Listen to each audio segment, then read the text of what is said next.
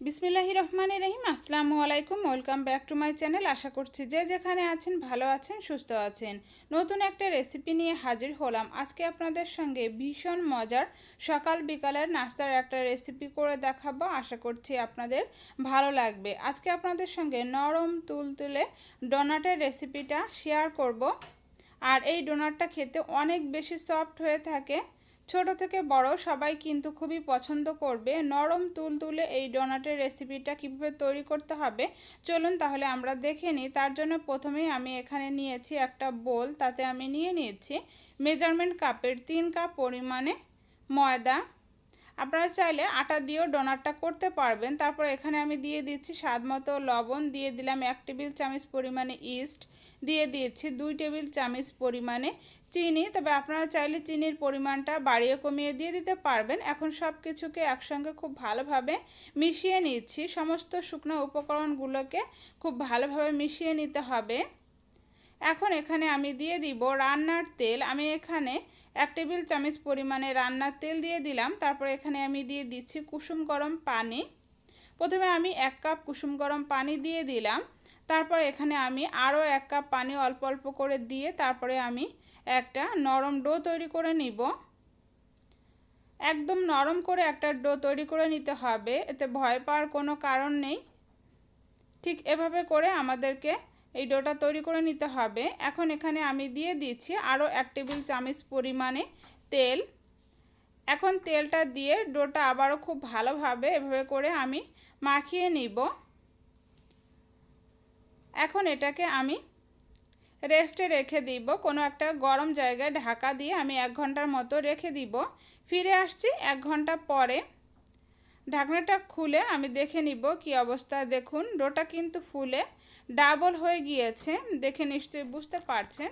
এখন আমরা এটাকে চেপে চেপে এটার ভিতর থেকে হাওয়াটা বের করে নিব। তার জন্য চারদিক থেকে এভাবে করে এটাকে ছাড়িয়ে আনলেই দেখবেন এটার ভিতর থেকে বাড়তি যে হাওয়াটা আছে সেটা বের হয়ে যাবে।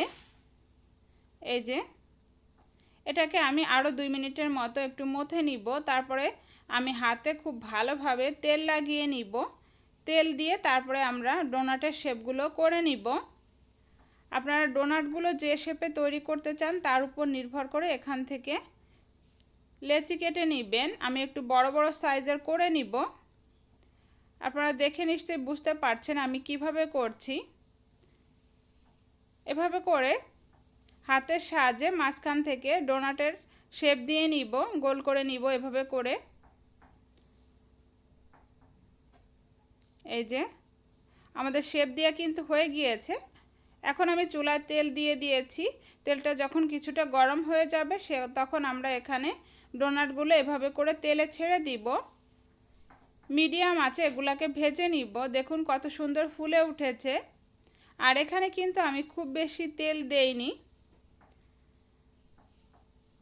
উপর দিক থেকে এভাবে করে একটু তেলটা দিয়ে দিলাম, এতে করে উপর দিক থেকে খুব সুন্দরভাবে ফুলে উঠবে। একটা পাশ যখন খুব সুন্দরভাবে ভাজা হয়ে যাবে তখন এটাকে আমি উল্টে দিব। এভাবে করে আমি উল্টে দিলাম। এখন অপেক্ষা করব অপর পাশটাও ভাজা হয়ে যাওয়া পর্যন্ত। অপর পাশটা খুব সুন্দরভাবে আমি ভেজে নিয়েছি। এখন আমি তেল ঝরিয়ে ডোনাটগুলো তুলে নিব। আর এভাবে করে আমি সবগুলো তৈরি করে নিব। আশা করছি আমার আজকের এই সহজ রেসিপিটা আপনাদের ভালো লেগেছে। রেসিপিটা ভালো লাগলে অবশ্যই আমার চ্যানেলটি সাবস্ক্রাইব করবেন। সেই সাথে পাশে আসা ছোট্ট বেল বাটনটি প্রেস করে রাখবেন পরবর্তী সব ভিডিওর আপডেট পাওয়ার জন্য। আমি একটা এখানে আপনাদেরকে ভেঙে দেখাচ্ছি। দেখুন এটার ভিতরটা কতটা সফট হয়েছে। এই যে